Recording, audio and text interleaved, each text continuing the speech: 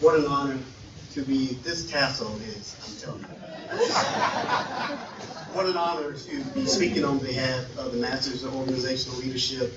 When Robin told me that the staff had elected me to speak on behalf of my class, I said, wow. And to give me 45 minutes, I said, Carl Roberts got me in the hallway, he said, take 43. I said, I'll take the 43 minutes. But honestly, I just want to take just a brief moment and tell you a little bit about this Masters in Organizational Leadership.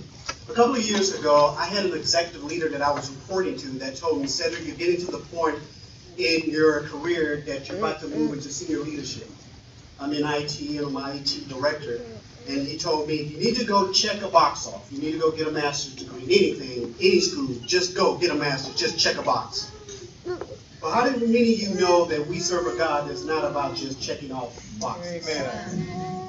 And so, some way, somehow, I got a job here in Franklin, Tennessee. I'm from Orlando, Florida, my wife and I. We moved all the way from Orlando to Franklin, Tennessee. I took a position up here, and I thought I was coming here for that position. I ended up coming here finding this obscure gem of a university called Williamson College. And they had a program that was tailor-made and custom fit for what I needed. Because prior to that, I had tried his advice. I had went out and I was in some MBA programs. Online didn't work. It's just something was missing. I tried an MBA program in a traditional brick and mortar. Something was still missing for me. And I came here. It was the first cohort of the master's program. And when I got here and I met Dr. Ed, I knew this was custom made, tailor made for me and for where I'm at with my life. And so I thank God that he brought me not here for a job. He brought me here because we all have a unique purpose. And because we all have a unique purpose, every trial, every tribulation, every cross that you bear was tailor-made for what you are specifically called to do. And so with that, we went through this program. There are like 11 courses from critical thinking all the way to the end of strategic planning and financial analysis. Everybody's favorite with B.J. Howard. We still use the balanced scorecard in everything we do today. Academically rigorous, but I want to tell you this program is more than that. C.S. Lewis once said, he said, the task of the modern educator is not the cutting down of jungles, but the irrigating of deserts. I thank Williamson College that they didn't take the time to try to cut down the jungles in our lives. They didn't take the time to try to destroy the preconceived notions and our false ideologies that we came here with. But instead, what this program did was provided us truth through 11 courses that irrigated the deserts of our minds and most importantly of our hearts. So I thank the faculty for that, and I'm going to end with a story.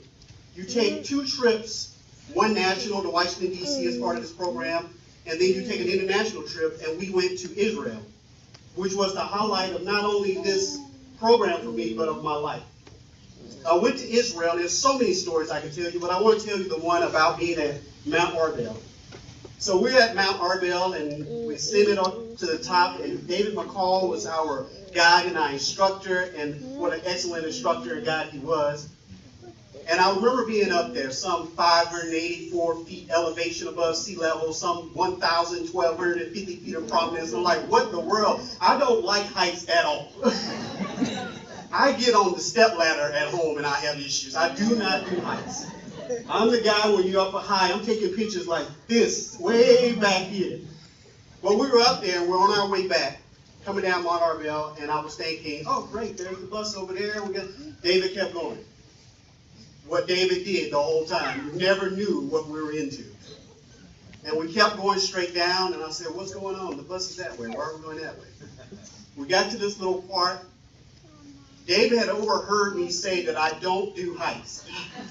But we got to this little part. David stopped us and said, okay, everybody, I want you to listen up. When we get to this section right here, I need you to do one thing. Always keep one hand on the cable and watch the footing of your feet. Like, what are you talking about? With those instructions, he started to move forward. And then one last instruction, he said, and Cedric, don't look down. We started ascending. We were scaling the side of Mount Arbel. He didn't tell us about it. I didn't know about it. You didn't have to worry about me holding on to the cable. I was like a hybrid between a scared cat and Spider-Man. I held on to that cable with everything I had. And when we finally got down to the end of that climb, that hike down Mount Arbel, I learned a couple of things.